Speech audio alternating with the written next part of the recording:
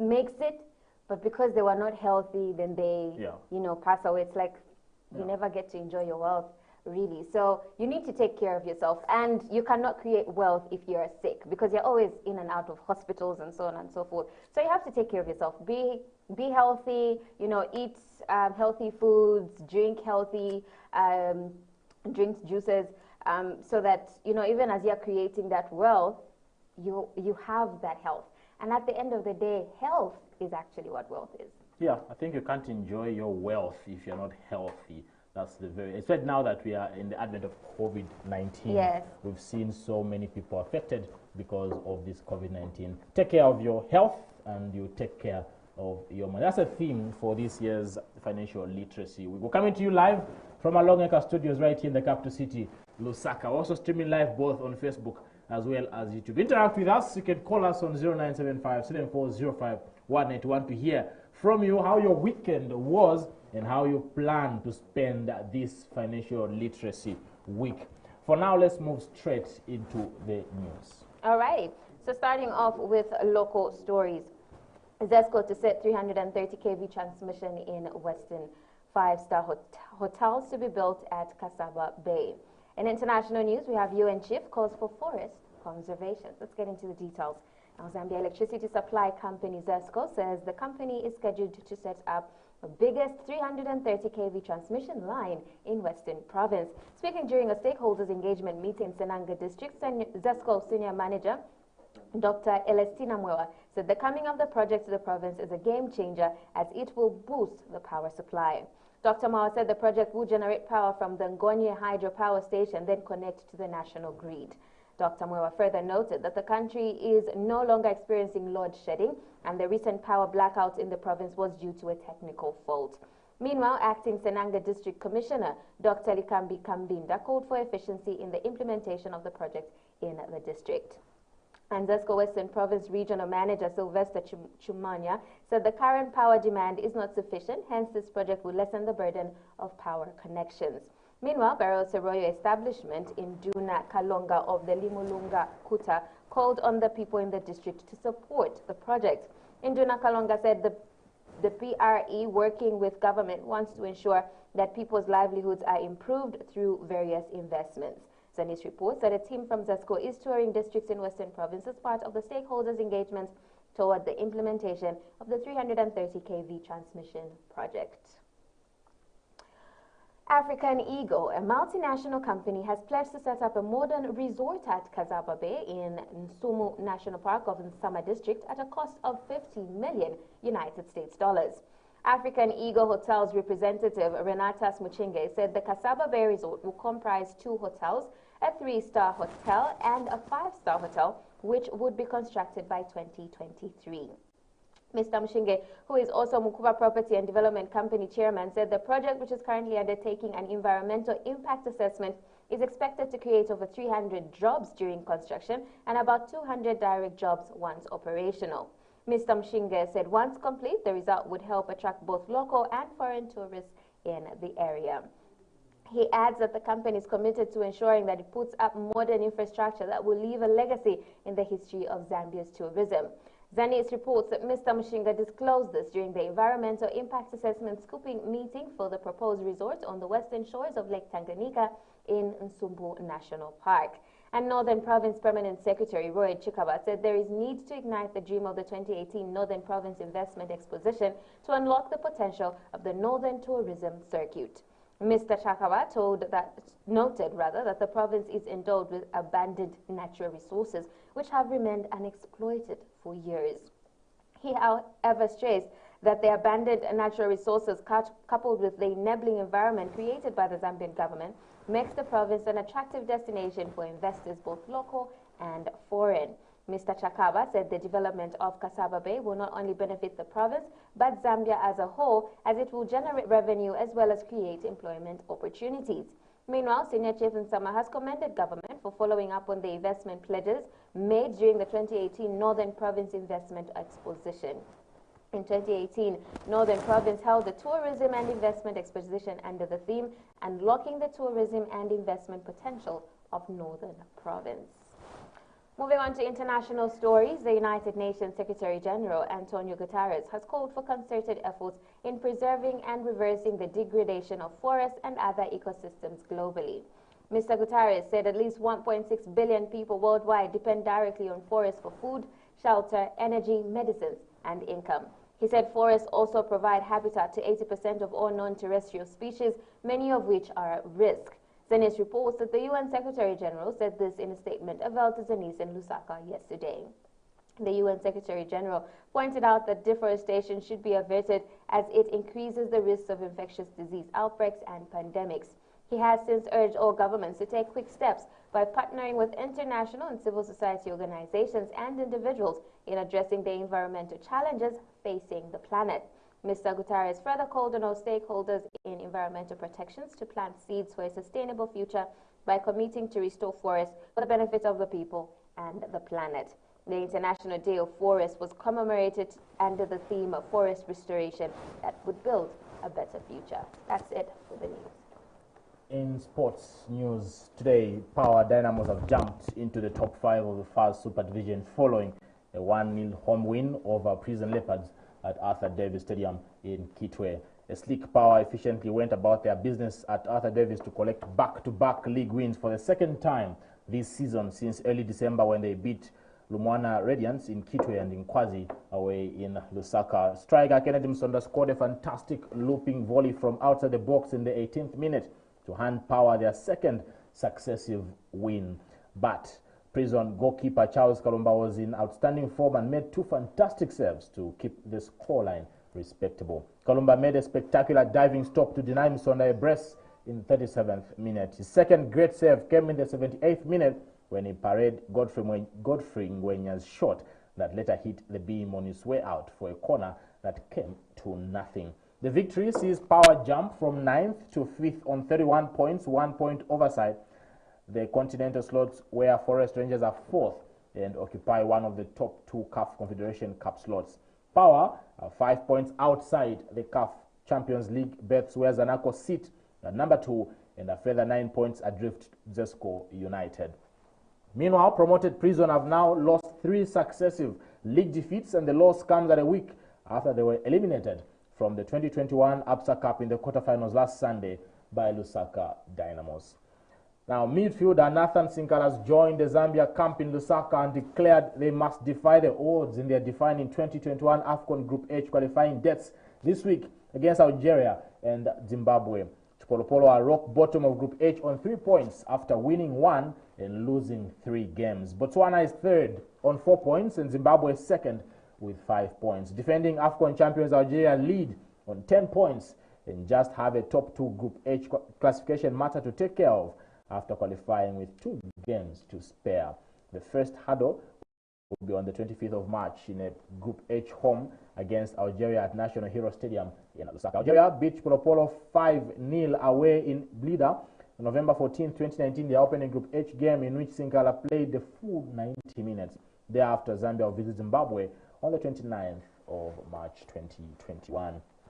In international sports, 8-time winners Chelsea moved into the FA Cup semi-finals with a hard-fought home win against Sheffield United. The Blues, beaten finalists last season, went ahead in fortunate circumstances as Ben Chilwell's slow cross was steered into his own net by Blades midfielder Oliver Norwood. Christian Pulisic was twice denied by away goalkeeper Aaron Ramsdale, and Callum Hudson-Odoi shot over as the host looked to finish off the game. David McGodrick wanted a glorious chance to equalize as he sent a close-range driving header wide following John Landstrom's right-wing cross before home goalkeeper saved from Oliver McBurney. With Sheffield United pushing for a goal to take it into extra time, Chelsea broke into injury time, and Hakim Ziyech scored their second with a lost strike to take them to the last 4 for the 4th time in 5 seasons. Chelsea will face Premier League leaders Manchester City, will still have a chance of becoming the first English team to win the quadruple of League, Champions League, FA Cup and League Cup in the semi-finals at Wembley over the weekend of 17th to 18th April 2021. That's it for sports. We move straight into money markets this morning. The Zambian Kwacha was trading at 21.98 against the US dollar, 30.47 against the British pound, 26.14 against the euro and 1.49 against the South African rand. Now, the South African rand traded higher at 14.7 against the greenback as Treasury yields retreated. Local investors continue to monitor Eskom power outages and strike action. Meanwhile, Finance Minister Tito Mboweni has said he believes that the third wave of COVID-19 is on the way, which could devastate the economy more than the second wave did, adding that it is urgent to implement the country's recovery plan. He also warned that the third wave of COVID-19 could lead to further downgrades of the country's sovereign rating, as any move to shut down the economy via lockdown could destabilize the government's capacity to control its finances.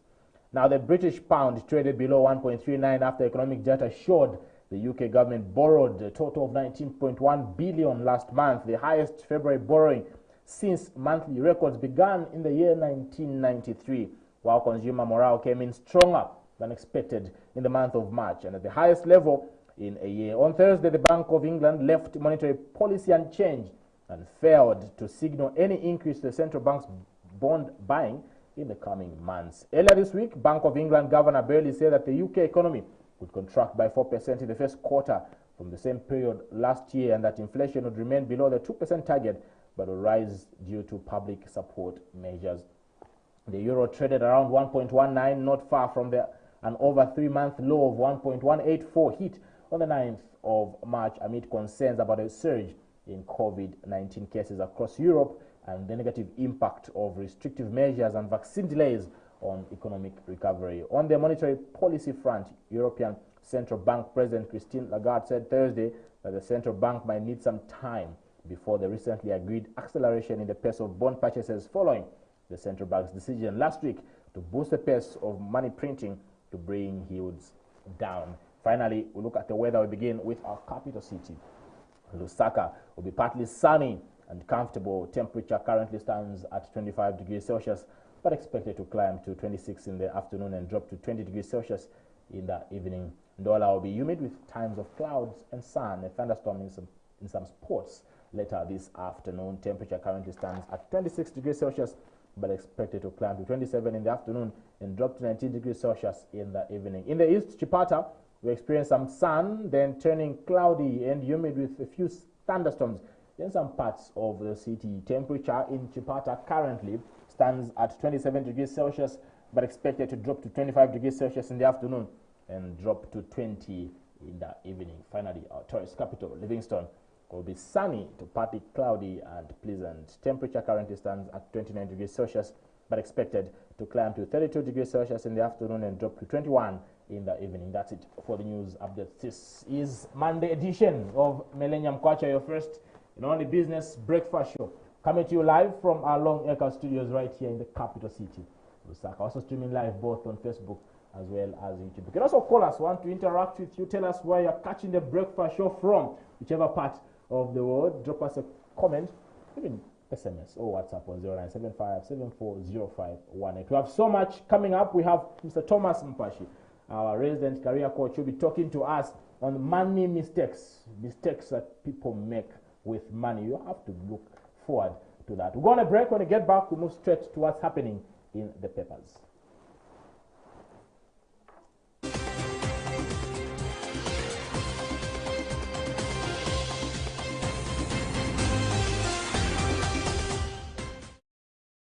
It is packaged to perfection, trending topics that we will be discussing to make sure you know exactly what's happening in the world of social media and, of course, our very own country.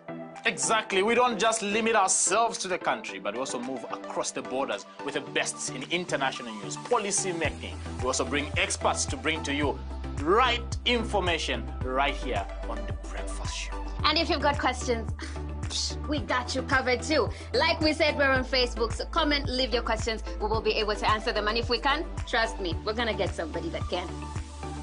Yeah, join us every day, Monday to Saturday. It's Constance and Paul. Oh, Paul and Constance. No, definitely Constance and Paul. Paul and Constance. Definitely Constance. Paul and Constance. 7 to 9.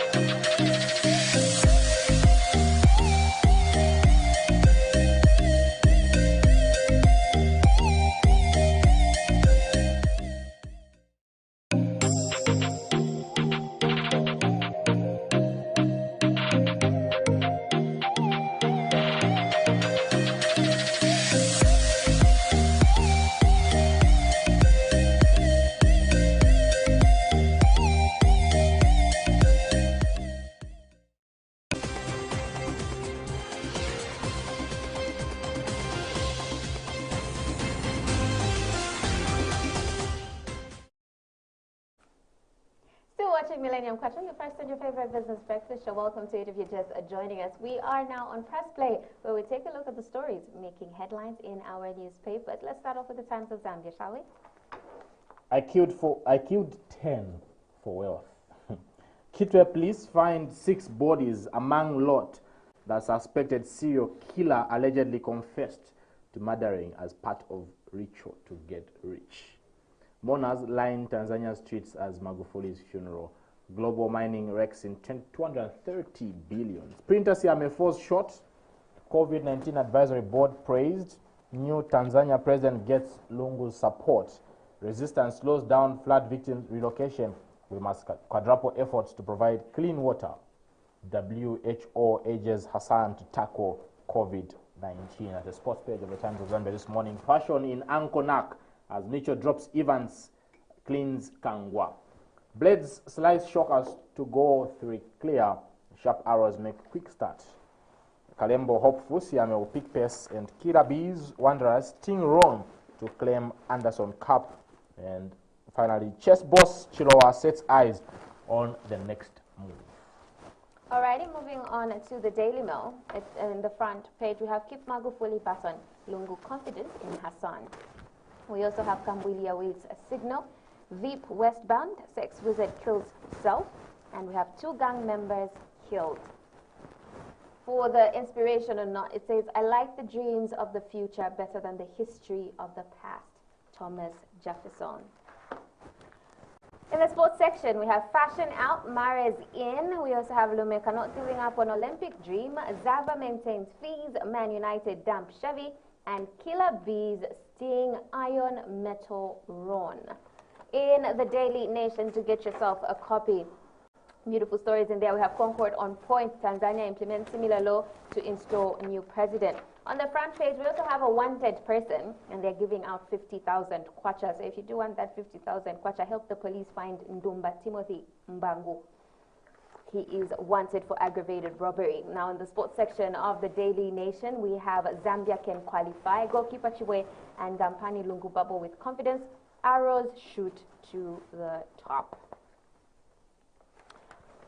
Alrighty, diving into the stories. I'll begin with the Times of Zambia. Right at the front page, very interested. I killed 10 for wealth. Now, a self-confessed serial killer of Kitwe, allegedly responsible for the disappearance of 10 people yesterday, led police to discovery of 6 female bodies found in a decomposed state in some hidden locations. The suspect is said to have confessed to the police after his arrest yesterday, telling them his bloodlust was driven by the desire to amass wealth, as recommended by a traditional doctor in a neighboring country that he said had visited recently. It is believed that the suspect, aged 27, raped his victims before killing them, as directed by the unnamed shaman. Sources close to the police have told Times of Zambia that police were yesterday still going about the grisly business of locating more bodies, as the suspect tried to recall all the places where he had buried his victims. I don't know why I'm laughing. Like, I don't know why I'm laughing. This is gross. I don't even know what to say. I'm just in shock. Because of wealth. I'm just in shock. The desperation for money, the love for money that we have gotten to, and the fact that you'd rape them and then kill them. Bury them. There are over 10 families that you destroyed for the rest of their lives. There's no coming back. Ish, what punishment would you give this person? Just by hanging. Sentenced to death by hanging. I kind of feel like that would be the easy way out. For him, you'd want him to suffer first. Yes. So this is what I'm telling you, I can't be a judge. I'm such an evil person when it comes to punishment and 120 years with hard labor. 120 years with hard labor. Or we could just give him, I don't know. Life sentence. Yeah, a life sentence. Then they make sure he is alive. Like when he gets sick, make sure he gets well. He has to suffer. He has to suffer. This is very, very sad, really. It's sad, and that's why even people out there really just needs to work hard. You don't get wealth through such means. There's a way to get wealth, Constance. There's a way to get wealth. Okay, now maybe killing him would be actually a good thing. That he doesn't confess, that he goes to hell. Because I know my God, and he's very forgiving. So maybe in those 100 years that he's alive, he can confess. And then I go and find him in heaven. It's a good thing I'm not God. But that's really such sad. An amazing. That's sad. It's beyond sad. It is beyond sad. Beyond sad. Because those are 10 families. That is over 100 people whose lives were changed forever. You know, some of those, that was a child. Some of those, that was the breadwinner. You know, some of those, that was the future they were looking up to. You get my point? It's just, I don't even know what punishment would be adequate, actually. Just in the Daily Nation. It's just not even right. Okay, so 10 tons copper deficit projected. So apparently a copper deficit of about 10 million tons and a prolonged high price cycle is expected in the market by 2030. About 10 million tons of additional copper is required to balance the market by 2030. Global commodities trader Trafigura Chief Executive Jeremy Ware told the Fast Markets Copper Seminar. According to mining.com, Mr. Ware projected a significant supply deficit in the copper market and a prolonged high price cycle. We see a significant deficit, possibly in the region of 10 million tons of additional copper, is required to balance the market by 2030. I just feel like this is the best time to open up new mines, to invest in the mines that we already have. As much as copper is a, what do they call it, a commodity that it's not, you can't renew it. What do you call those commodities? There's a term that we use, left my brain. But yeah, it's a non-renewable commodity. So as much as it is, we still have a lot of it. So let's invest in our mines because the prices are going up. You know, the fact that they are now starting to make electric cars, and electric cars are the only things that are going to be in the that are projected to be the main things in the market by the same 2030 that is being talked about. You need copper for those, like copper is needed for those electric vehicles, you know, and we have that. This could be a way that Zambia finally gets out of the craziness that, you know, it's in and the economy boosts. So I feel like, can we start crying out for invest in the big mines? And I'm very, very happy that ZCCM-IH acquired Mopani because then we have a bright future. If they can manage it, yeah, then you have a bright future. I know, right? If they can manage it, they have to learn to manage it, yes. Apparently today is World Water Day. It is. World Toilet Day. There's World Toilet Day. There's World Water Day. If you actually go on Google, there's World Hair Day. Really? Yeah, there's World Hair Day. What do you do? Hair Day. Basically, just to celebrate natural. It has to be your natural I wanted hair. to say that because you are not proud of your own as ladies. You keep on getting from other. No, I don't. You know, that's the thing. That's the thing. I've always disagreed with that. It's not that we're not proud. It's just you want to do something different. You want to use another race's hair. No, it's not even about using another race's hair. You know, it's just sometimes we actually do that really big natural kinky. You've seen that before, right? That is African hair. That's like natural kinky. So it just depends. It's like you just want diversity. It's just about being different and looking different. You don't want to be stuck on one thing the whole time. When is World Hair Day? I think I need people to support me. We ban the importation of hair in the country. Why are we going to start banning the importation? So that you celebrate your own. Nature it, let it grow. No, but then this is what you do. That is what a lot of people, and that's why I'm saying a lot of people just say it without actually thinking about it. It's not just I'm going to cut my hair if it doesn't make sense, or I'm going to nature it and grow it. Our natural hair is actually very, very difficult hair. You know, when it's moist I can tie a puff.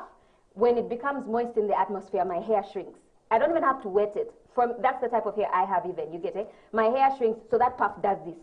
and then all of a sudden I start looking like somebody was playing with my hair, or like I'm that scruffy lady that doesn't pay attention. But it's just the moist atmosphere that has done that. For others, they have to. Our natural hair is very, very beautiful.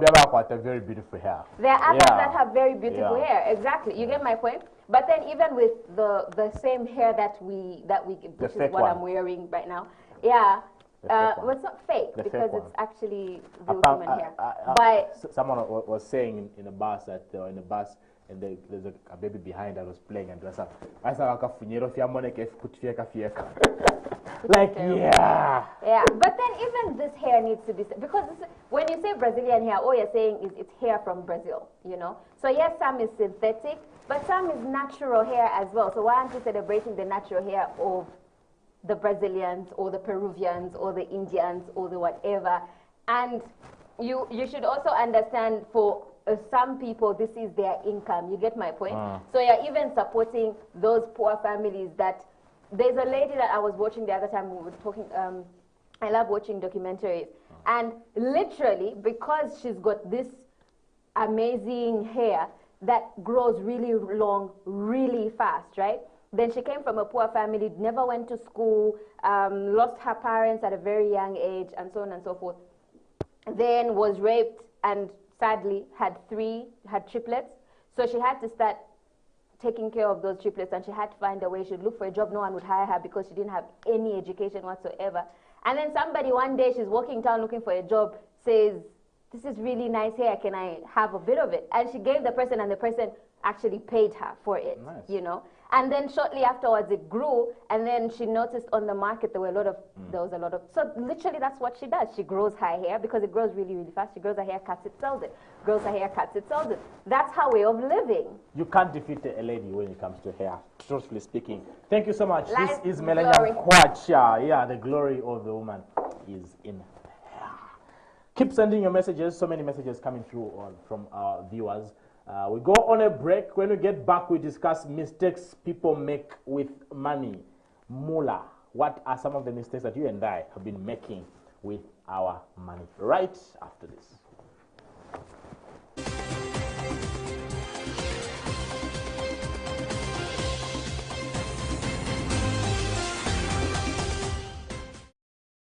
It has been an exciting journey on the Roundtable Talk. We have featured a host of high-profile individuals such as cabinet ministers, permanent secretaries, directors, and a host of other high-profile guests. As we proceed with the Roundtable Talk, we would like to announce that it is now going mainstream. Yes, you heard me right. Going forward, the Roundtable Talk will be broadcast on Millennium TV, Channel 95 on the Topstar decoders, on YouTube, and as always on Smart Eagle's Facebook page. Join me every Thursday at 15:30 hours as I bring to you more and more exciting guests for more information, entertainment, and education. I'm Nakiwe Simpungwe, your host.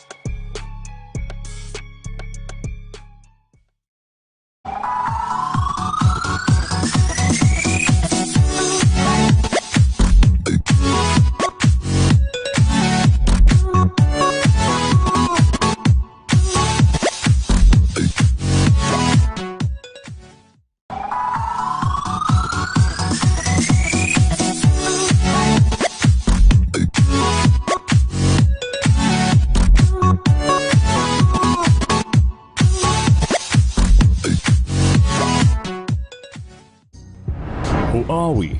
What are we about?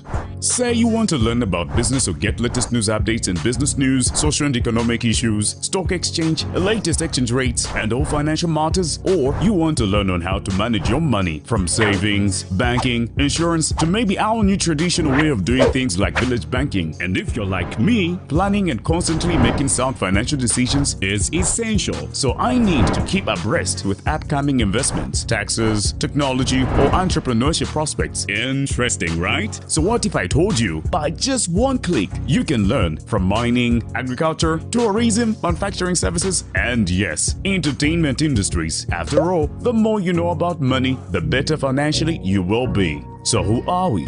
What are we about? Millennium TV, your first business and financial news television channel. Catch us on Topstar, Channel 95, or follow us on Twitter, LinkedIn, Facebook, and YouTube. Millennium TV, we mean business. Who are we?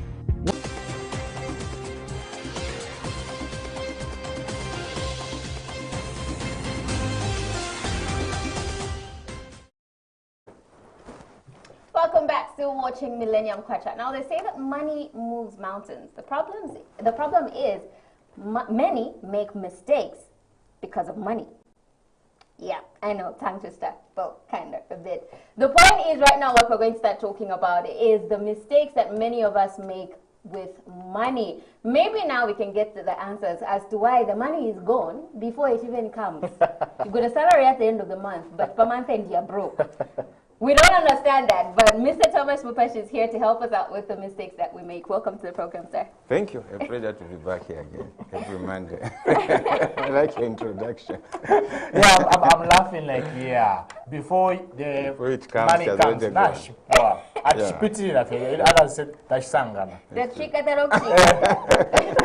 said, the salary for January will never meet the salary for February. Wow. Before February salary comes, yeah, January, Kale up one. No, Kongola money, Kongola pokali foot. What a paradox. So help us out, help us understand. What are some of the mistakes that we make with money? Okay, wonderful. So let's first of all understand what money is. So money is simply a reward for offering a service, a product, or solving a problem. Okay. That's what money is all about. So when you offer a reward, you offer a solution, or you solve a problem, or you offer a product or a service, the reward you get is what money is. So when that reward comes, the greatest problem now is how to manage that reward. And that is the money mistakes we want to talk about. So to start with, I tell people to say, mistake number one is making wrong decisions with money. That is making downward investment instead of upward investment. So for your own information, there are only three things you can do with money. You can waste it, you can spend it, or you can invest it. You can waste it, spend it, or invest it. I'm trying to think whether I waste. I know, right? Those are the only three things you can able to do with money. Now, the challenge that is there is that most people don't understand the 70-30% rule. 70-30% rule. Meaning that, like she was talking about, before money comes, there's already gone touch sangana. So, when your money comes in, for example, your salary comes in, always know that 30% doesn't belong to you. You are only permitted to use the 70%. So from the 30%, this is how, I don't know how many of you have read the book, The Richest Man in Babylon. These are some of the greatest ancient truths that has been tested and proven. So from that 30%, 10% is what you hear about the tithe. I don't want to go into there, but whether you believe it or not, but just make sure that 10%, if it doesn't go to a tithe, let it go to charity. Let it help somebody in the society, whether an orphan or a school-going person, but just ensure that 10% goes to help somebody. Then the 20% is what is meant for an investment. So you save a 20%. Now again, there's a difference between savings and investment. Saving is setting a portion of money aside for future use, while investment is making or putting money into an errand to expect a return. So you save to come and invest. So people talk about, well, I don't have money to invest, then you have never been saving. So from the money that you get, 70% you can do whatever you want with it, but 30%, the 10% and the 20% is what you use. Unfortunately, most people make that mistake of squandering everything. Please, let me say this, it may not be augur well. If you have been saving the 20% for investment, even if your father died, you don't use that money to buy a coffin. That money is meant for investment. It may sound not popular, but that is what it's supposed to be. So if you are going to eat everything, unfortunately, you are going to find challenges with financial income. So a person who has been working for a year and there's nothing that he has saved that he can use to invest, that is a big problem. So that is the first mistake people make with money. Just on that point, when you say savings and investment, you save for a rainy day, right? So yeah, you save to make an investment, because look, when investment opportunities comes, you need to run to your savings. So for example, like if I just started work now and I get a salary and 20% has just been going to the savings, I don't touch it. So while I'm saving, I'm looking for investment opportunities. So when an opportunity comes, for example, I want to start a mobile running an Airtel money, I want to do a saving, I want to invest into that particular business. So I go to my savings and then channel into that one. But people say, well, have this business opportunity, but I don't have the capital to invest in. It means that they have not been saving from whatever they have been having. So that is the rule. You save to come and invest. I heard an expert just before we even started this Financial Literacy Week mention something about investments and money, to say you don't save, you don't invest because you have the money. Because if you save just because if you invest just because you have the resources, you just look for any investment opportunity, you may even squander your money. It is ideas first, then the money is going to flow. What's your take? Because once you have the idea, then now that is a priority. The idea is what will even help you generate the resources. Exactly. So there are two schools of thought here. So there are these ideas that you have. For example, right now, there are some ideas that could be generating to your mind. I have ideas that are generating in my mind, but I don't have the resource yet. So what I do when an idea comes, I document it. But again, that idea will need to be fueled by resources or finances. So the challenge most people have is, yes, you can have an idea, but where do you back on in terms of money to make sure that your idea comes to fruition? That you are pregnant with those ideas, but how does that idea get delivered? So, but there are some people now, the most majority of people is, they have the resources, but they don't even know how to use that available resources to come and make sure that they invest into the ideas that they have. So yes, it's a very critical thing to have, first of all, ideas, even if you don't have the money. But again, you can't just have ideas consistently that you are not able to act upon. Because ideas that are not acted upon, they cannot be actualized. So that is where now you need to marry or balance the equation. Yeah. Awesome. Yeah. Okay, we can move on to, though, when you said the mistake number one that we make, of course, is spending it all, and then you mentioned how you save to invest. You came in and said saving for a rainy day. Help us differentiate the two, or understand the two. Where are you saving to invest? Are you saving for a rainy day? Are you doing both at the same time, or should you separate the money? Like, this is me saving for investment, this is me saving for a rainy day. So saving is for an investment. Okay. Not a rainy day. Emergencies. Not immediate. You are saving for an investment. So what you are doing is, under the 70-30% rule, that 20% I talked about, there's a 10% I mentioned about the tithe, and or if you don't believe in that, investing into somebody. But the 20% is something to come. Mind you, you remember what I said about saving and investment. An investment is something that you do to give you a reward. Yes. So if you don't have money for you to invest to give you a reward, even a rainy day will never end. They'll always be there. But when you have got an investment that is bringing a reward for you, it becomes very critical. So you are not saving to come and solve a problem. You are saving to come and invest. So those rainy days that you are thinking about, you have to factor it within the 70%. Okay. Exactly. Okay. It has to come from the 70%. The 30% is strictly 20% for saving for an investment and 10% for something. You refer to a book by the Richest Man in Babylon, yes, by Castle, which I've read equally. He mentioned also the point of you save because you don't know what will happen the next day. Exactly. So if you look at that critical, in fact, what he mentioned, like from what you are talking about, he went on to break the 10% into 3 tiers. Yes. The 10% goes to maybe invest into an orphan. The 10% goes for a specific investment, and then the 10% goes for your rainy day. That's in the 30%. That is in the 30%. But for me, what I tell people, because if you look at now, saving for 10% is very, very minimal for you to make a substantial investment. Okay. So I tell people to say, make a 20% for you. If you want to prepare for a rainy day, make that one. But the critical part again is, like I said, it can be a series. I talked about mistake of doing a downward investment, and an upward investment. Break that one. Exactly, yeah. So when it comes to downward investment, remember you cannot do three things with money: waste it, spend, or invest. So wasting and spending falls into the downward investment. So when people get the money, they always want to be on top of things. Oh, there's a new iPhone, you want to rush and get that iPhone. Is that wrong? Or it may not be wrong, but are there not other critical things that you can able to do with the money? Or there are people who just want to maintain with status. They want just to impress. Mind you, it takes it to mean that most of the time if you want to impress people, you have to be depressed yourself. So if you come to a place of spending, or you want to be with society, you want to be up to date with the new latest technology iPhone, the new technology clothes, or the shoes, the handbag, you are just spending. Those are downward, mean that there's nothing that is coming to you, because an investment should bring you a reward.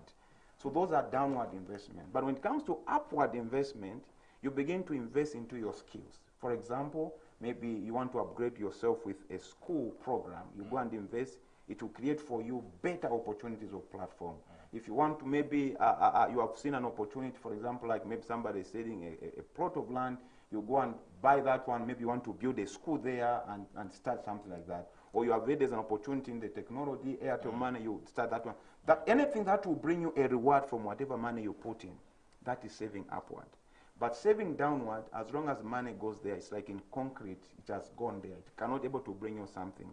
Those are downward investment. I know somebody may argue to say, well, is it wrong to me to buy a nice dress, a good shoe and things? Yes, it's not a problem, but the question is, are you able to devise or to put some measure that can able to go for an upward? So if people just do downward investment, there's no upward investment, it becomes a huge, huge problem. So that is where the major challenge comes in.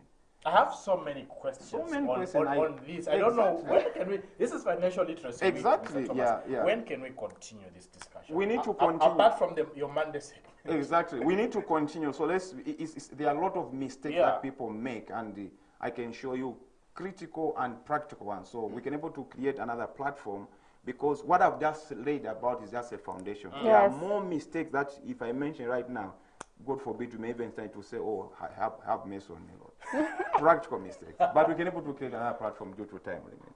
Thank you so much. Mistakes people make with money. Did you identify any of your mistakes, especially on the mistake number one that Mr. Thomas Mpasha has mentioned? I don't know, Constance, what you feel. On the spend it all, right? Yeah. I kind of feel like, no, like I said, the money is gone before you, which means you've already spent it all. So yes, a lot of people are making that mistake. It's gone before you even touch it, you know. And then I know someone who's actually talked to the bank, and it's like, this money goes here, this literally doesn't touch her salary at all. So immediately the salary comes in, the bank automatically sends it to rent, to school fees, to electricity, to water, and it's gone. Your life, yeah, so you know, it's not a good life. No, it's not.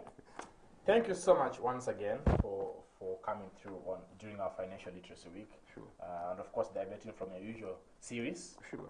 I know we're going to continue on Monday, sure, how to relate with your boss. Yes. Last week, I picked a lot of lessons. Yes. Awesome. Still watching Millennium Kwacha, your first and only business breakfast show, coming to you live from our Long Anchor Studios right here in the capital city, Lusaka. Also streaming live both on Facebook as well as YouTube. Today is a good day. I can smell food in the studio. Oh my goodness. Yeah. I bet I was the foodie. We'll be back shortly after this short break.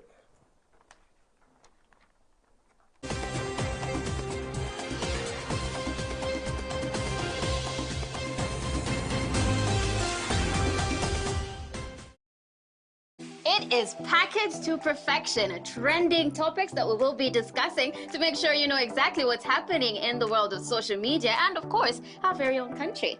Exactly. We don't just limit ourselves to the country, but we also move across the borders with the best in international news, policy making. We also bring experts to bring to you right information right here on The Breakfast Show. And if you've got questions, we got you covered too. Like we said, we're on Facebook, so comment, leave your questions. We will be able to answer them. And if we can, trust me, we're going to get somebody that can. Yeah, join us every day, Monday to Saturday. It's Constance and Paul. Oh, Paul and Constance. No, definitely Constance and Paul. Paul and Constance. Definitely Constance. Paul and Constance. 7 to 9.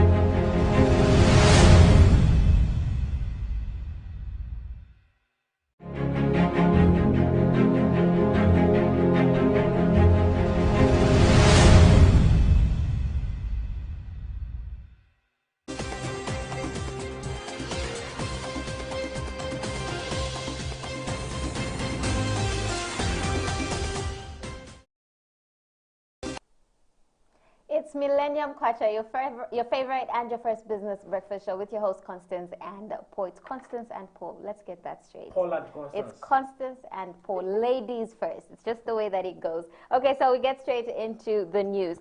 In local headlines, we have ZESCO to set up 330 kV transmission in Western Province. 5-star hotels to be built at Kasaba Bay. In international news, UN chief calls for forest deforestation. Now, the Zambia Electricity Supply Company, ZESCO, says the company is scheduled to set up the biggest 330 kilovolt transmission line in Western Province. Speaking during a stakeholder engagement meeting in Senanga District, ZESCO Senior Manager Dr. Elastina Mwewa said the coming of the project to the province is a game changer as it will boost the power supply. Dr. Mwewa said that the project will generate power from the Ngonia hydropower station, then connect to the national grid. Dr. Mwewa further noted that the country is no longer experiencing load shedding and the recent power blackout in the province was due to a technical fault. Meanwhile, Acting Senanga District Commissioner Dr. Likambi Kavinda called for efficiency in the implementation of the project in the district. And ZESCO Western Province Regional Manager Sylvester Chumanya said the current power demand is not sufficient, hence this project will lessen the burden of power connections. Meanwhile, Barotse Royal Establishment, BRE Induna Kalonga of the Limulunga Kuta, called on the people in the district to support the project. Induna Kalonga said the Barotse Royal Establishment, working with government, wants to ensure that the people's livelihoods are improved through various investment. Zanis reports that a team from ZESCO is touring districts in Western Province as part of the stakeholders' engagement towards the implementation of the 330 kV transmission project. Now, African Eagle, a multinational company, has pledged to set up a modern resort at Kasaba Bay in the Nsumbu National Park of Nsama District at a cost of $50 million United States dollars. African Eagle Hotels representative Renatas Mushinge said the Kasaba Bay Resort will comprise 2 hotels, a 3-star hotel and a 5-star hotel, which would be, constructed by 2023. Mr. Mshinga, who is also Mukuba Property and Development Company Chairman, said the project, which is currently undertaking an environmental impact assessment, is expected to create over 300 jobs during construction and about 200 direct jobs once operational. Mr. Mshinga said once complete, the resort would help attract both local and foreign tourists in the area. He adds that the company is committed to ensuring that it puts up modern infrastructure that will leave a legacy in the history of Zambia's tourism. Venice reports that Mr. Mshinga disclosed this during the Environmental Impact Assessment Scoping meeting for the proposed resort on the western shores of Lake Tanganyika in Nsumbu National Park. And Northern Province Permanent Secretary Roy Chakaba said there is need to ignite the dream of the 2018 Northern Province Investment Exposition to unlock the potential of the Northern Tourism Circuit. Mr. Chakaba noted that the province is endowed with abundant natural resources which have remained unexploited for years. He, however, stressed that the abundant natural resources coupled with the enabling environment created by the Zambian government makes the province an attractive destination for investors, both local and foreign. Mr. Chakaba said the development of Kasaba Bay will not only benefit the province but Zambia as a whole, as it will generate revenue as well as create employment opportunities. Meanwhile, Senior Chief Nsama has commended government for following up on the investment pledges made during the 2018 Northern Province Investment Exposition. In 2018, Northern Province held a tourism and investment exposition under the theme Unlocking the Tourism and Investment Potential of Northern Province. In international stories, the United Nations Secretary General Antonio Guterres has called for concerted efforts in preserving and reversing the degradation of forests and other ecosystems globally. Mr. Guterres said at least 1.6 billion people worldwide depend directly on forests for food, shelter, energy, medicines, and income. He said forests also provide habitat to 80% of all non-terrestrial species, many of which are at risk. Zanis reports that the UN Secretary General said this in a statement availed to Zanis in Lusaka yesterday. The UN Secretary General pointed out that the deforestation should be averted as it increases the risk of infectious diseases, outbreaks, and pandemics. He has since urged all governments to take quick steps by partnering with international and civil society organizations and individuals in addressing the environmental challenges facing the planet. Mr. Guterres further called on all stakeholders in environmental protection to plant seeds for a sustainable future by committing to restore forests for the benefit of the people and the planet. The International Day of Forests was commemorated under the theme Forest Restoration that will build a better future. That's it for international news. We go on a short break. We'll be back on the other side with more news.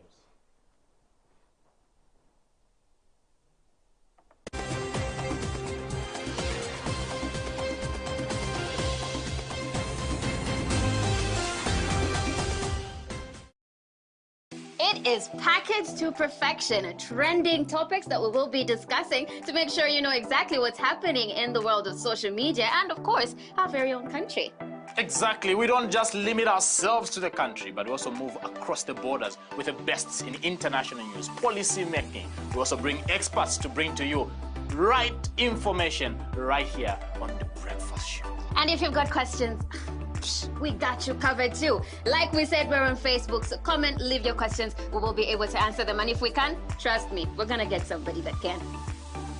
Yeah, join us every day, Monday to Saturday. It's Constance and Paul. Oh, Paul and Constance. No, definitely Constance and Paul. Paul and Constance. Definitely Constance. Paul and Constance. 7 to 9.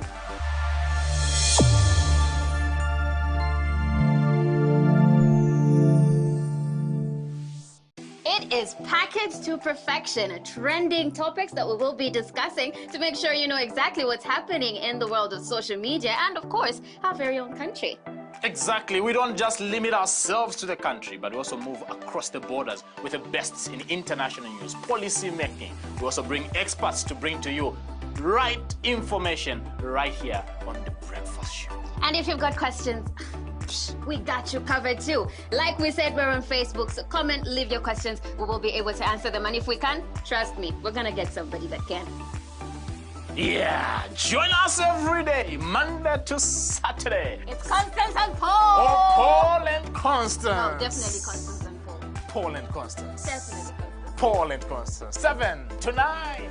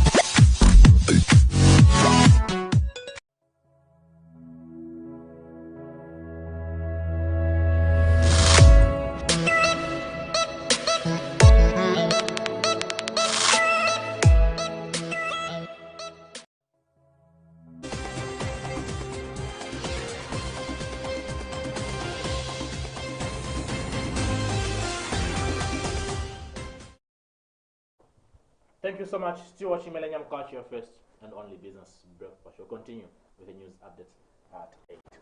Now, straight into the sports. Power Dynamos have jumped into the top 5 of the FAS Super Division following the 1-0 home win over Prison Leopards at Arthur Davis Stadium in Lusaka. A sleek Power efficiently went about their business at Arthur Davis to collect back-to-back league wins for the second time this season since early December when they beat Lumwana Radiance in Kitwe and in Kwazi away in Lusaka.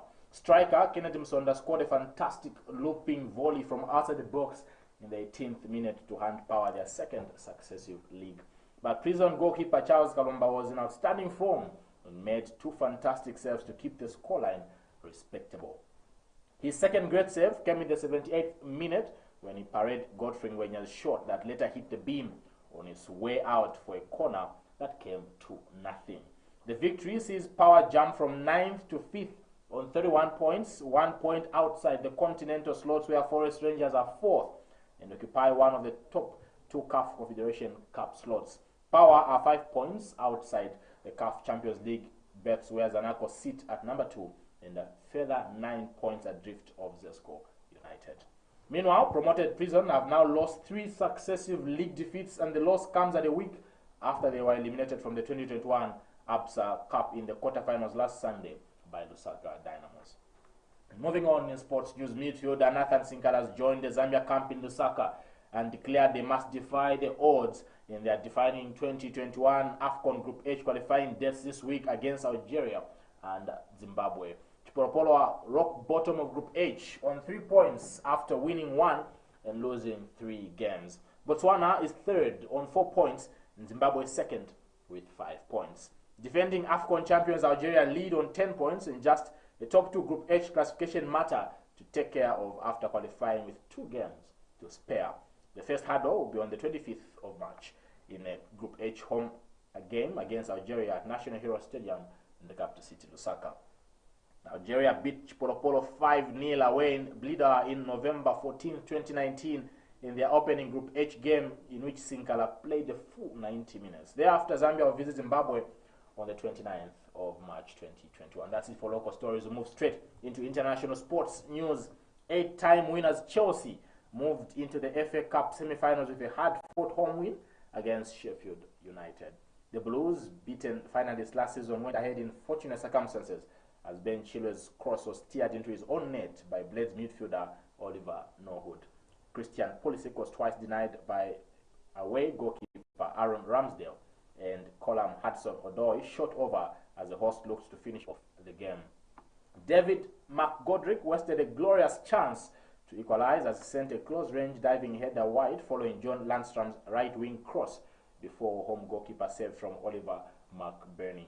With Sheffield United pushing for a goal to take it into extra time, Chelsea broke into injury time and Hakim Ziyech scored their second with a low strike to take them into their last 4 for the 4th time in 5 seasons. Chelsea will face Premier League leaders Manchester City, who still have a chance of becoming the first English team to win the quadruple of League, Champions League, FA Cup and League Cup in the semi-finals at Wembley over the weekend of 17th to 18th April 2021.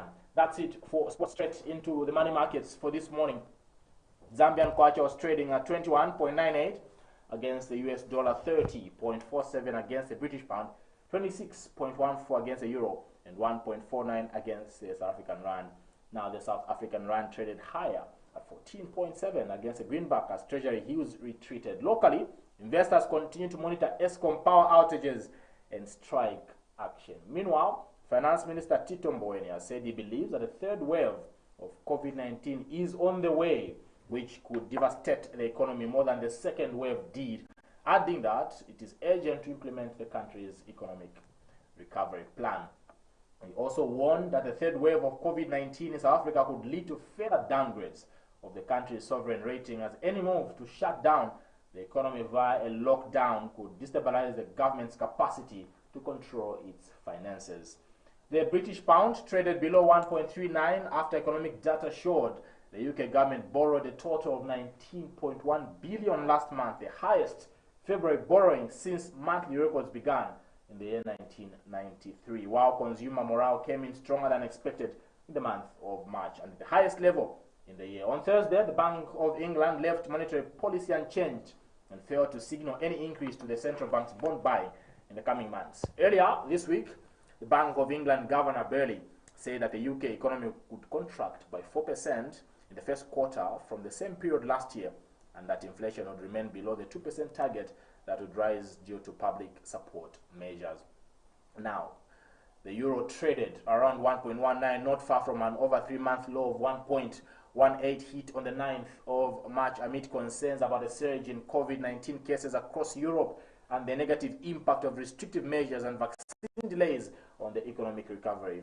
On the monetary policy front, European Central Bank President Christine Lagarde said Thursday that the central bank might need some time before the recently agreed acceleration in the pace of bond purchases following the central bank's decision last week to boost the pace of money printing to bring yields down. Finally, the weather began with the capital city. Lusaka will be partly sunny and comfortable. Temperature in the capital city, Lusaka, currently stands at 25 degrees Celsius, but expected to climb to 26 in the afternoon and drop to 20 degrees Celsius in the evening.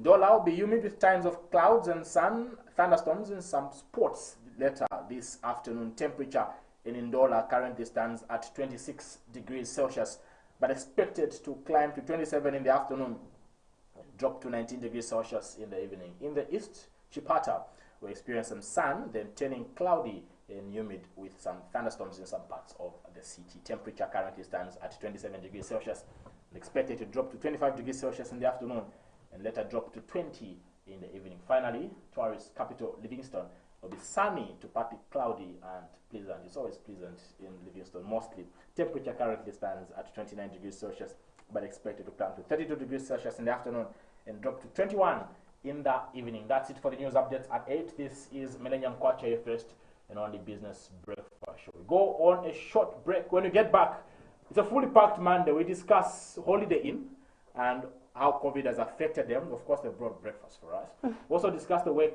of FSG in Zambia. We have the marketing coordinator, Mtintapri, who will be joining us on set shortly. Go on a break. I'll be back after.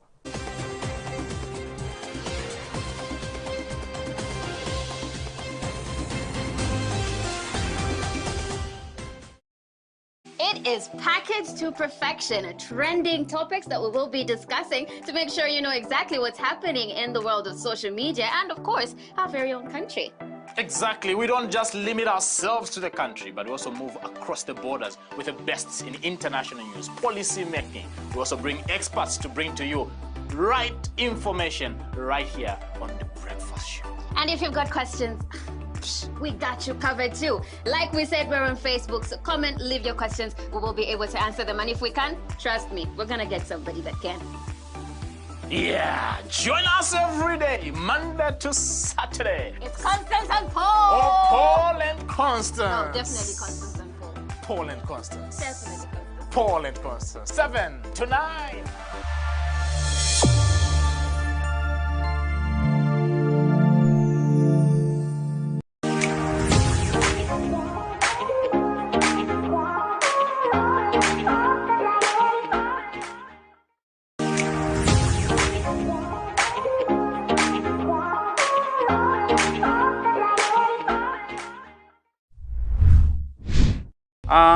Mafingerings tikaleta kukuti kule ifike pa 500 gram or 450 gram even pa 400 flat gram mshia kule mngapeleke pa market. When we are at school, we learn a lot of things. Let's say, for example, for the diseases which are there in the poultry.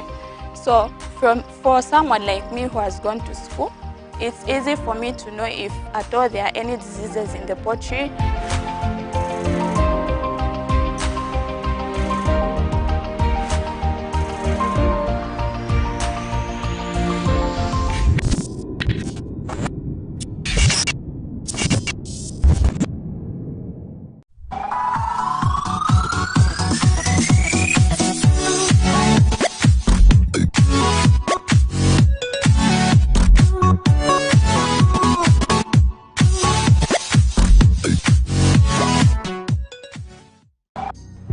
Who are we?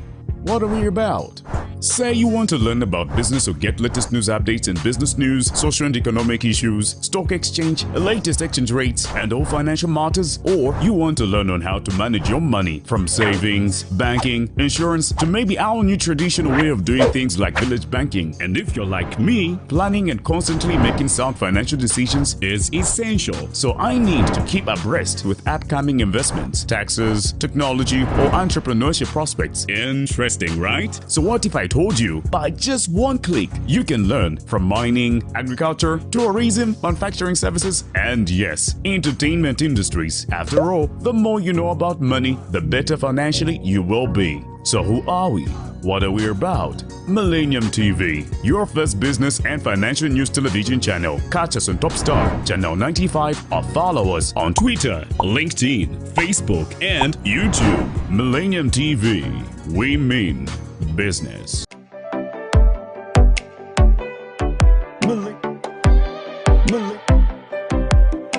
Millennium TV. TV.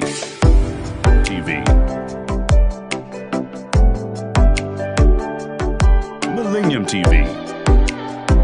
We mean business.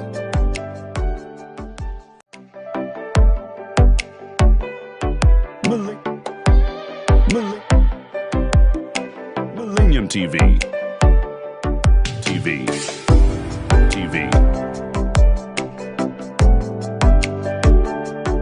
Millennium TV. We mean business.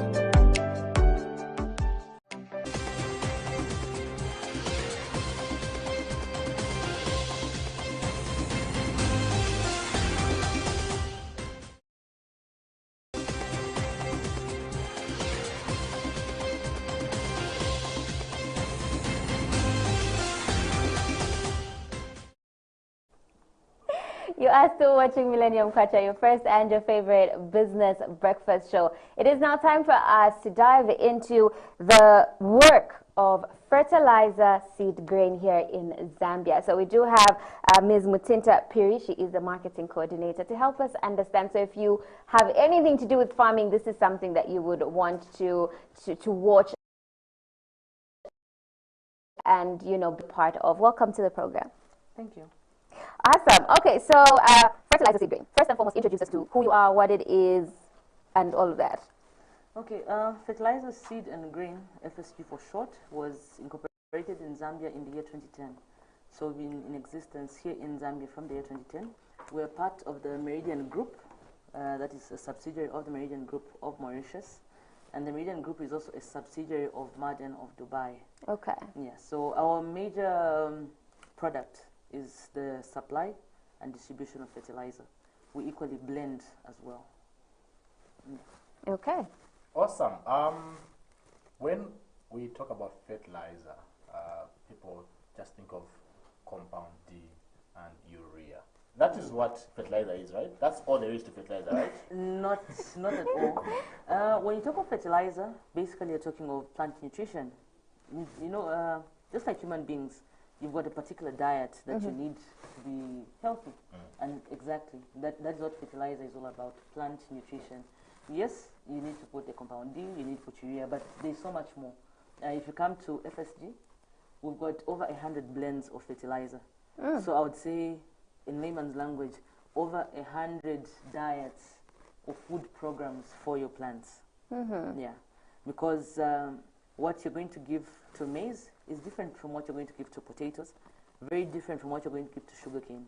In the same vein, what you're going to give a baby is different from what you're going to give an elderly person, is different from what you're going to give a teenager, because they've got different nutritional requirements. Okay, so you mentioned that you have different blends as well. So firstly, are those blends made right here in Zambia? And help us even understand when you hear it, fertilizer blend, what is it about? What are you talking about? Okay, so the components of a fertilizer, okay, I'll give an example first of a compound D. So a compound D is a blend, because basically it's NPK. You're talking of your nitrogen, your phosphorus, and all. Okay. Yeah. We also have micronutrients, some boron, and you know, basically things that you find in the periodic table. Maybe some zinc, some magnesium. Yeah. So when you talk of a compound, basically, if let's say I say this is a bag of phosphorus, that is just phosphorus. If it's just a bag of phosphorus, maybe it's just a phosphorus fertilizer. If it's just calcium, it's just that. But when it becomes a blend as soon as you add in something else. So when you have at least two, then it's no longer just a fertilizer, but it's a blend, because you have blended two nutrients together. Okay. So when you talk of over 100, You know, when you look at a bag of fertilizer, right, you find there are numbers there. I'm sure you see maybe 20, 20, 20. Maybe 10, 20, 50. So those numbers represent the proportion of a particular component there. Okay. For example, if you see on the back of fertilizer, it says maybe it will have, let's say maybe N, and it says 50 there. Then you know nitrogen in that fertilizer is 50. Okay. So that entire component, 50% of it is Nitrogen. Yeah. Okay. That is what we mean when we're talking of a blend. Okay.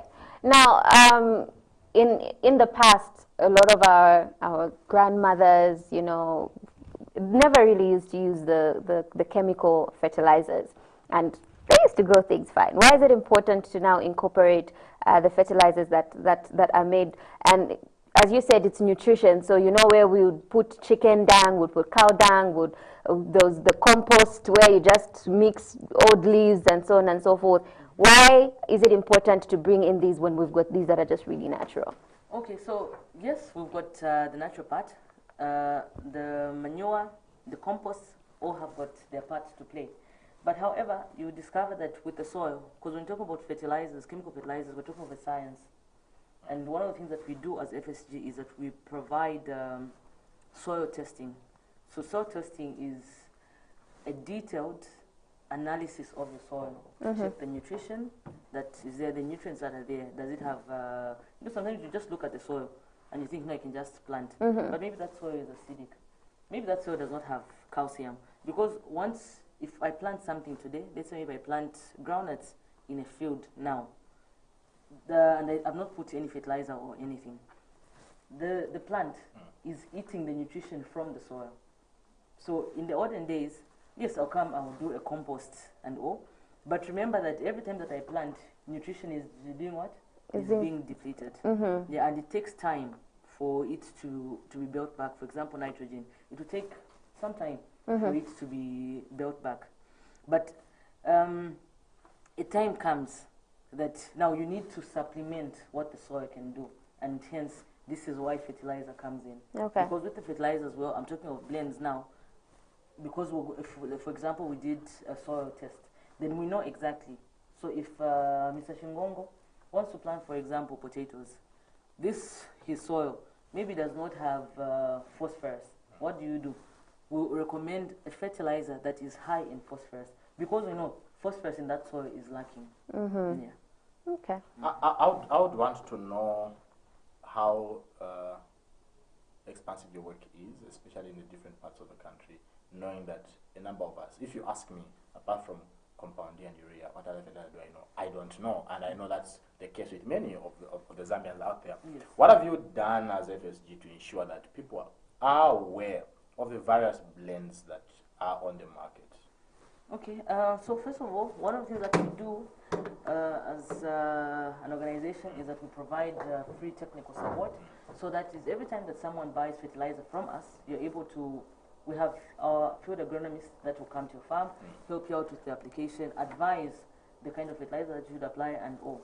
But also because we cannot be everywhere at the same time, one of the things that we do is that we collaborate with seed companies. I'll not mention their names, yeah, but we collaborate with some seed companies. When they do their demo, we're there to fertilize their products. Okay. Yeah.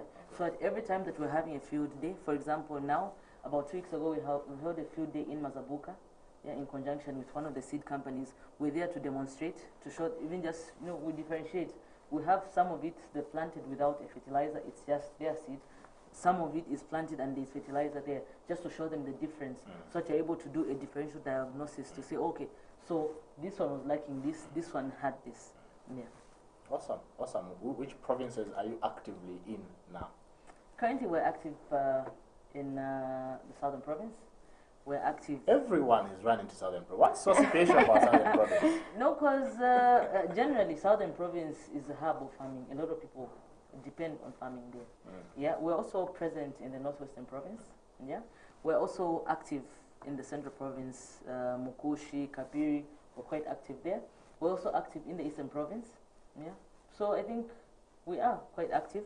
And also in some places where we don't have our actual presence, we've got we've partnered with ATS, ATS agro dealers.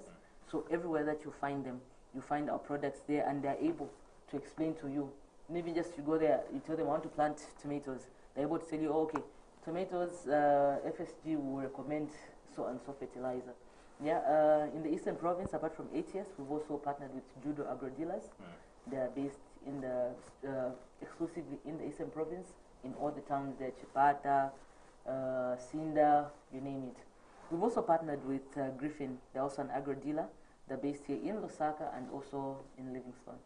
Yeah. Tell us more about the technical support. You mentioned that FSG gives technical support. Yes. Please elaborate that for us. Okay, so when we talk of technical support, I'm basically talking of agronomic advice. So this is why I say we've got a field agronomist. Apart from our field agronomists, we also have a team of technical people, soil scientists, people that know soil nutrition, that know plant nutrition. If you buy from us, you say, okay, no, I've bought my bag, let's say maybe of potato basil. I want to plant. In fact, most of the time we advise that even before you go to the planting, you come to our office, see us, and you say, okay, I've got this piece of land. Let's say maybe I've got 2 hectares. I want to plant maize. Yeah? Or let me not use maize because everybody knows maize. Let's say maybe I've got 2 hectares of land. I want to plant rape. What kind of fertilizer should I put? What kind of program should I put? We've got people in our office that will help you come up with the fertilizer program. Then you know, as you are embarking on that journey, to say, okay, so for this piece of land, I'll need so many plants, and I'll need so much fertilizer. So I'll need so much to plant at this time, so much to plant at this time, and the like. Awesome. Still watching Millennium, Kwacha, your first and only business breakfast show. We're discussing the work of FSG in Zambia. In case you have questions concerning to do with fertilizers, I think that's the right platform to ask before she runs away. She's going to answer all that question. We have Mtinta Piri, the marketing coordinator from FSG. Now, I know a lot of people, experts, have been advocating for diversification in crop production, moving away from maize to other products. Now, from your work as FSG, which one is the most sought after fertilizer? Something that can indicate that apart from maize, of course, I think where we're going, we've seen more demand of this type of fertilizer. Okay, basically, yes, there's been an advocacy to diversify, but still quite a number of people are still into maize. And why maize? It's because most of, particularly the small-scale farmers, you find that they don't have facilities, they don't have water. Because you know, if you have to farm anytime after the rainy season, you need to have a reliable source of water. So if you don't have water in your farm, you find that you're forced to just keep your land. You're waiting for the maize farming season. However, quite a number have begun to at least make some progress.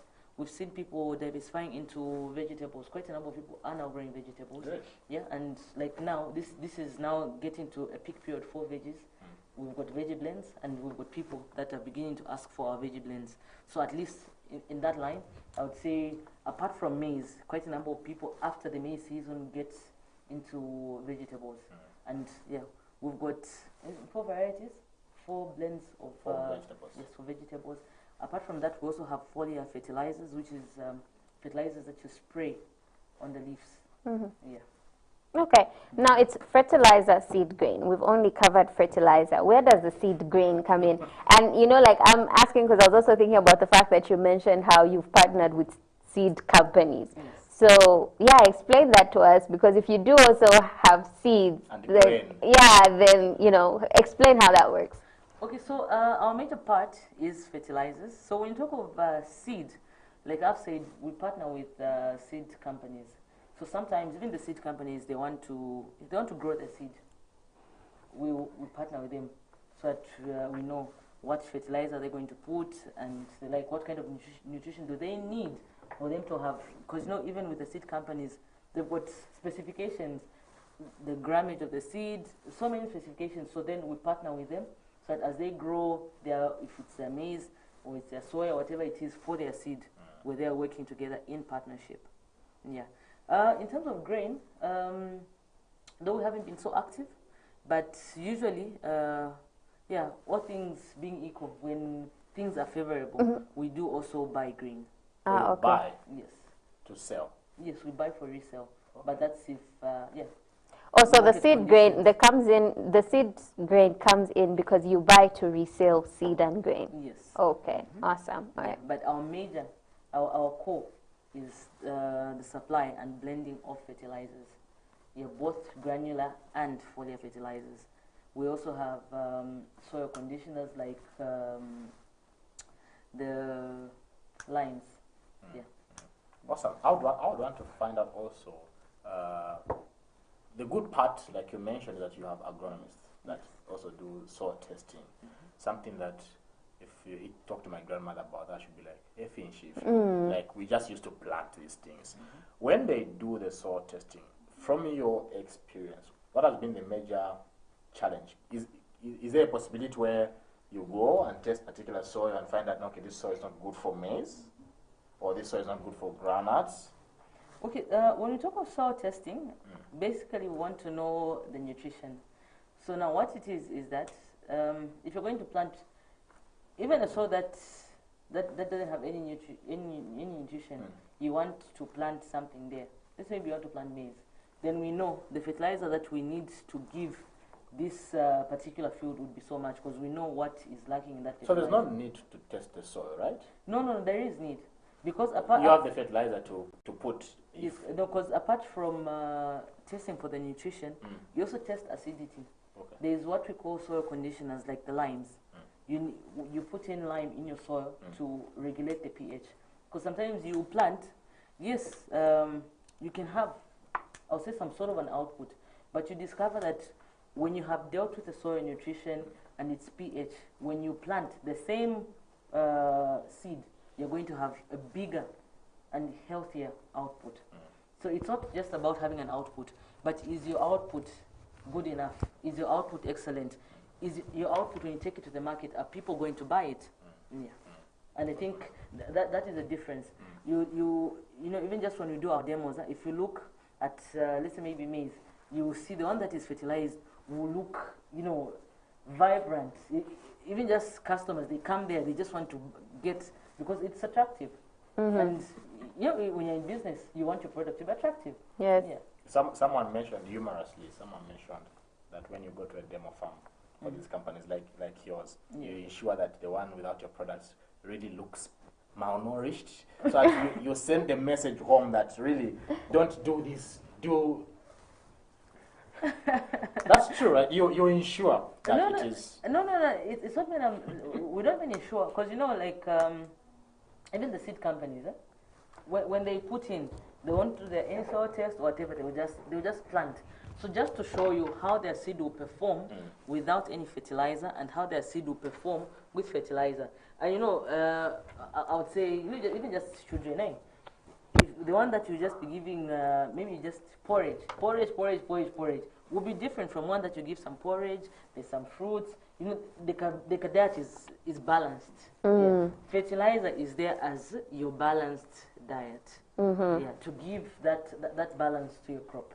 Awesome. Yeah. Okay, we do need to close. Before we go, how do people get in contact with you? Okay, so you can first of all visit us at our office here in Lusaka. We are in the industrial area along Mwembeshi Road, right opposite the Apollo Park. That's in the heavy industrial area. You can also give us a call on 0966 12 12 19. You speak to me directly. Yeah. But yeah.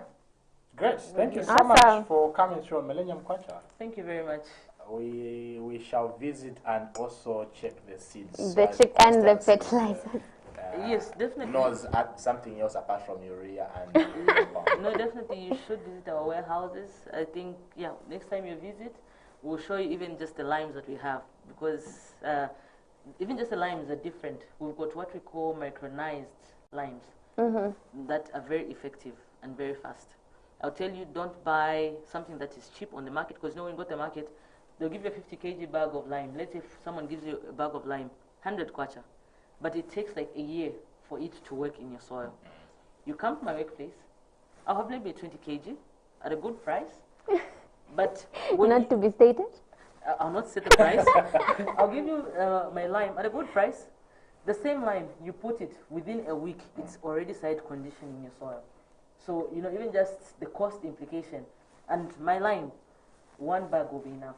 The one that you get on the street, very cheap, you need a ton of it. So which one are you going to go for? Yeah, the choice is just to make. Come to FSG.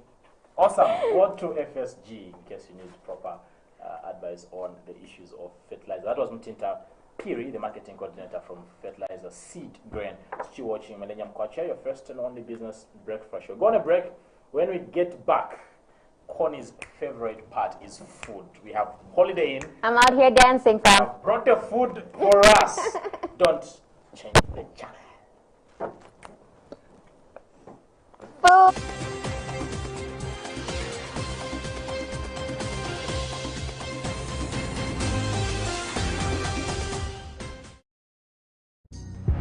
Who are we? What are we about? Say you want to learn about business or get latest news updates in business news, social and economic issues, stock exchange, latest exchange rates, and all financial matters, or you want to learn on how to manage your money from savings, banking, insurance, to maybe our new traditional way of doing things like village banking. And if you're like me, planning and constantly making sound financial decisions is essential. So I need to keep abreast with upcoming investments, taxes, technology, or entrepreneurship prospects. Interesting, right? So what if I told you by just one click you can learn from mining, agriculture, tourism, manufacturing services, and yes, entertainment industries. After all, the more you know about money, the better financially you will be. So who are we? What are we about? Millennium TV, your first business and financial news television channel. Catch us on Top Star, Channel 95, or follow us on Twitter, LinkedIn, Facebook, and YouTube. Millennium TV, we mean business.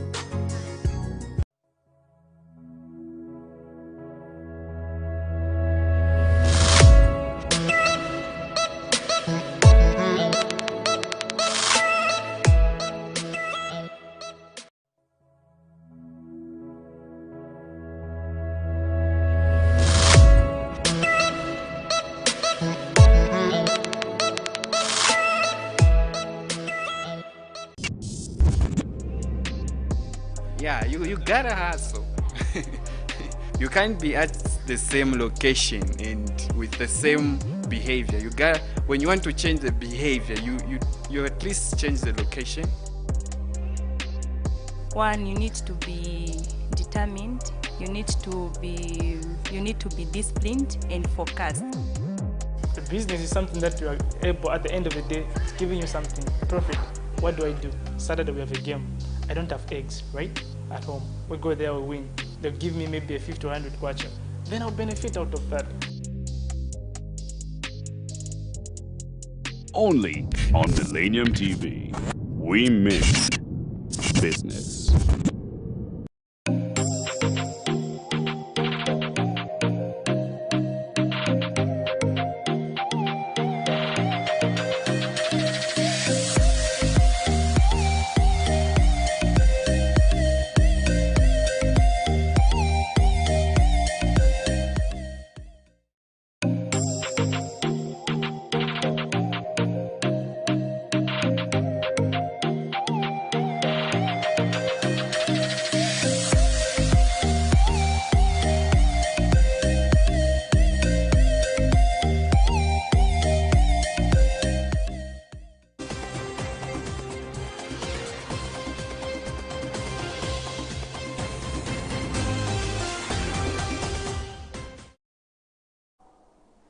Now, even when food delivery comes through, the first person that they call is Connie, because everybody at Millennium TV knows Connie is a foodie. Talking about food, we have amazing breakfast today coming all the way from Holiday Inn, and it looks delicious, like delicious. Everything looks absolutely amazing. And we have Thelma Daka. She is the marketing manager, and she's going to be telling us about Holiday Inn and when we can start going to Holiday Inn to get this food. Food. Welcome to the program. Thank you so much, Connie. Hi, Paul. How are you? Good to see you. I'm the one supposed to say hi to you. Great. Thank you so much for coming through, Thelma. Thank you for having me. So Holiday Inn, we pass it all the time. We've been looking at it. It's becoming bigger. It's becoming better. Tell us a bit about that process. Okay, Holiday Inn, that is at the corner of Birdcage and High Selassie Road. In fact, there's a misconception between the old Holiday Inn that used to be at Southern Sun and the Holiday Inn here. I think we need to clear the air because people think when you talk of Holiday Inn, they think of the Southern Sun. Not that Holiday Inn. We are at the corner of High Selassie and Bedcage Road. This Holiday Inn is the Holiday Inn that is under the IHG, the Intercontinental Group. And as you can see, there's still some works being done on the other wing, and Holiday Inn is situated at the south wing, where Intercontinental will be, and Holiday Inn is at the east wing, where Holiday Inn is, and is fully operational. So both of them will be in the same, sort of in the same fence, but two different... different hotels. Okay. Yes. Are they still, how is the, connection between the two? Are they under one? You know, are they just two that have decided to, you know, be put in the same place? Tell us a bit about that. Okay, I mentioned about the IHG, okay, which is a group of hotels. And under that same umbrella, we have different brands. And Holiday Inn and Southern Sun, and Holiday Inn and Intercontinental, so to say, they are under the same group, which is the IHG. So they've decided to bring the two brands under the same property, so that people can have different preferences. If one has supposed to stay at Holiday Inn, they are welcome. If one is supposed to stay at Intercontinental, they are also welcome, depending on the people's preferences. Nice. I would want to find out how COVID-19 affected your business. COVID-19. Yeah, it did a lot of mess. It did a lot of mess on the hospitality industry. As you all know that but there was a ban of people gathering. There was a ban of having huge meetings, and you know how hospitality is. We rely most on people coming, and people coming for holidays, people coming for work. Airports were banned. A lot of people were stopped traveling, so the hospitality industry was badly affected because we never used to have like people coming into the country. But looking at the situation now, I was just listening to news saying that was it the day before yesterday, we didn't record any death of COVID-19. So we're hoping and trusting that things will get better. Awesome, awesome. Okay, so now, when, how can we, you know, this food that we are seeing, we want to be able to access it. Is Holiday Inn open? Are people now allowed to come through? You know, have people already started, you know, accessing the services and products provided by Holiday Inn? Yes, please. Holiday Inn is fully operational. It is open to the public. We have amazing rooms. We have an amazing restaurant. As you can see, the food here, amazing. Our food is very, very, very tasty and is very, very nice. So Holiday Inn is very much open to the public. You can come in with kids. There's no stuff like, no, they're going to break chairs. No, like our restaurant is designed in that manner that can accommodate families even together with the kids. Okay, and he did mention COVID-19. What measures have you put in place to make sure that the people that come there are absolutely and 100% safe? Okay, and like I mentioned earlier, we have under this umbrella which is called the IHG, and the IHG way of cleaning. So this is a global thing that IHG has put in, saying that we're going to be cleaning our hotels in this order, in this manner, that we are following as the brand which is under the IHG. So as you come into the Holiday Inn, there is hand sanitizer at the entrance, and there are even face masks upon request in case your guest has come. You know, there are just those rush hours here, but you want to go for a meeting and you've forgotten your face mask. Yes. We have face masks upon request, and we also have cleaning procedures which happen after 10 minutes. Depending on the surface areas where guests sit and all. So we follow the guidelines of cleaning every after 10 minutes, making sure that there are no germs on the desks, on the foyer, and everywhere that our guests sit, just to make sure that our guests are safe when they're at our hotel. Awesome. Here is a company that wants to do a conference of 100 people. Okay. Can they still come to Holiday Inn? When it comes to conferencing part, like I mentioned, there are going to be two brands, Intercontinental and Holiday Inn. So on the Holiday Inn part, we're most concentrating on accommodation. In total, about 162 rooms, and to mention, we even have apartments there. Nice. Yes. So like you want to come and have your meeting, you want to come for work in Zambia, you're supposed to be in Zambia for 2 weeks. There's no need of you saying, where am I going to stay? Like moving up and down. Holiday Inn has got apartments, amazing apartments which have amazing rates, whereby you can book the whole month if you want. You can book for 2 months. You can book like forever if you want.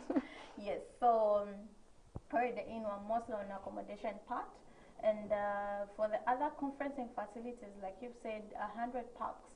For now, I would say we can't really. What's the maximum? The park you maximum, can take? due to COVID, we can take up to 20. It's a small number. Yes. Because we don't want to congest Yeah. people in Yes. one place. We're taking all the precautions of COVID, so you can take up to 20. But when the intercontinental part opens, that simply means we can take even up to 400 people.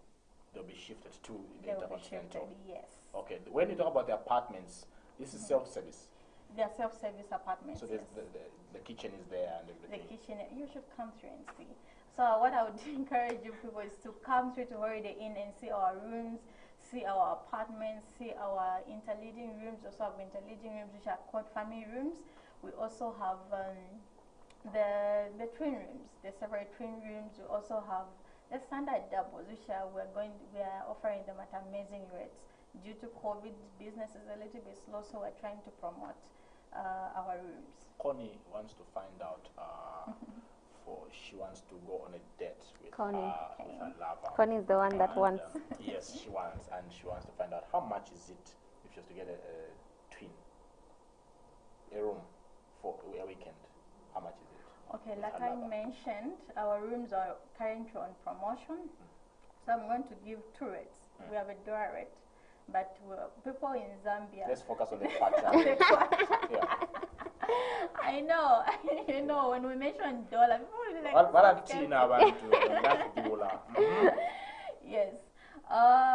If you were to come, Connie, anyone She would wants love to. come. She wants to. Please address her. Yes, it's I will not only- say no. I'm just going to be here listening.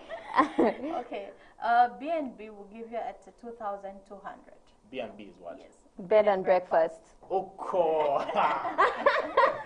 2,200 per night. Per night, that's our promotional rate for now. Otherwise, if it's not a promotion, it's how much? If it's not a promotion, it's 2,500. Okay. Okay, so the difference is not. Yeah, it's all right. Reasonable. Yes. Connie, go. I will. Yeah. Done. Yeah. Clearly, the money is coming from your pocket, so we're good. Yes. No, I'm going with somebody else. So we're good. What other services should people look out for? You've mentioned apartments. Yes, you've mentioned the accommodation. Yes. You mentioned the restaurant. Yes. Do you have a gym there? I need some massage. Do you have those services? at Okay. Holiday Inn? On those services, like I mentioned, there'll be access from the Intercontinental side. Okay. Like the gym, the swimming pool, the spa, and all. The Holiday Inn and Intercontinental are going to be working hand in hand. Yes. So some of the services that you cannot access from Holiday Inn are going to be accessed from Intercontinental.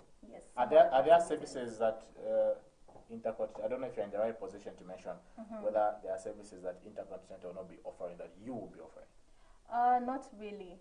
Like like I mentioned, we're just going to be working hand in hand to make sure that the guests have all the full services in our hotels. Okay. Because of COVID, a lot of people now prefer food on delivery. Does your restaurant offer that service? We haven't yet started offering food on delivery because what we encourage is our guests to come in the restaurant and have the experience of Holiday Inn. It's different when you just order the food on phone and when you go there and experience the whole service. So we encourage our people to come. Like I mentioned, when you're at Holiday Inn, you're safe. They don't need of you saying that you're going to get COVID, the place is going to be, because you're going to find it congested. No, you're going to be very much safe. So we encourage our guests to come through. Since it's a new renovated hotel, so we encourage our guests to come through so that they can experience the Holiday Inn service rather than just ordering food and we deliver it. We want our guests to come so that they can have the experience of Holiday Inn. Out of curiosity, Yes, I would want to find out why you moved to where Intercontinental is. Okay, like I mentioned, Paul, is that Holiday Inn that was at Southern Sun, it was a franchise under Holiday Inn being manned by Southern Sun. Okay.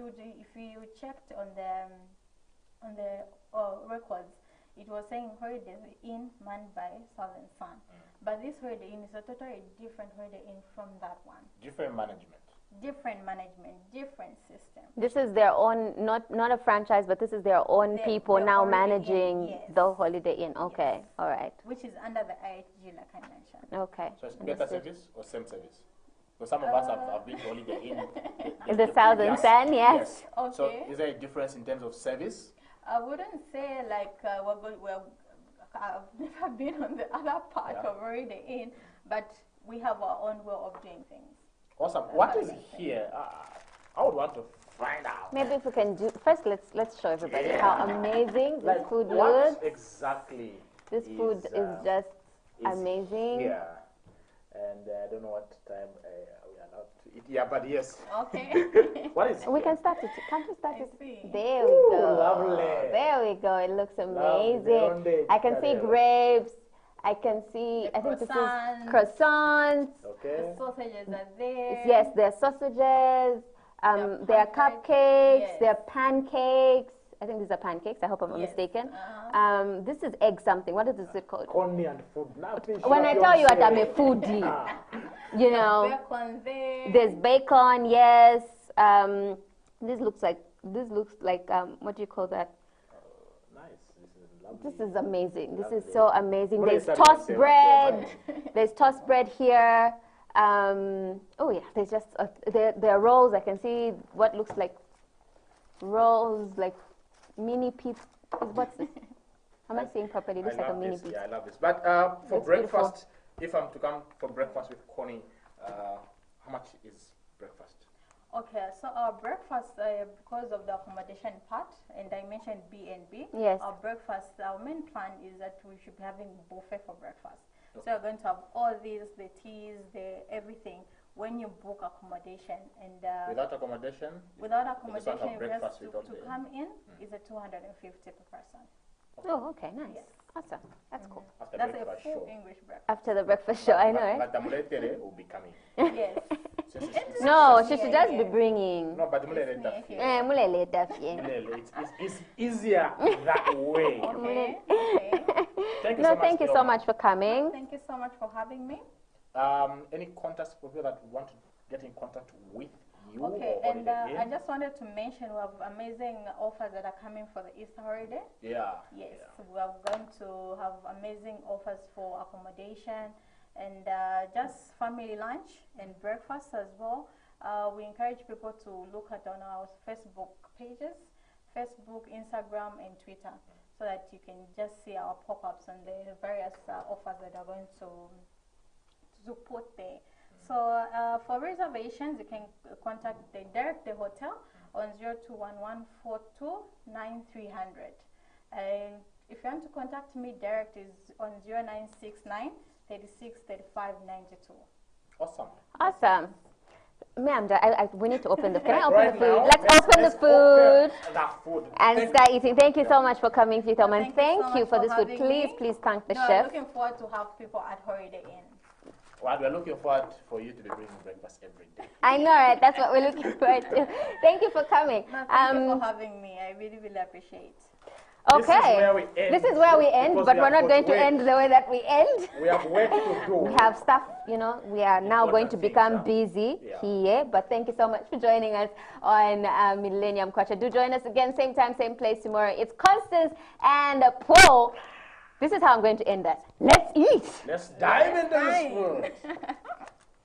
Tawa pepper. Pepper Kariba Holiday Inn. Yeah. Oh, yes. What do I begin with? Anything. Amazing. Amazing. Beautiful food. Oh, yes. Oh, yes. Oh, yes.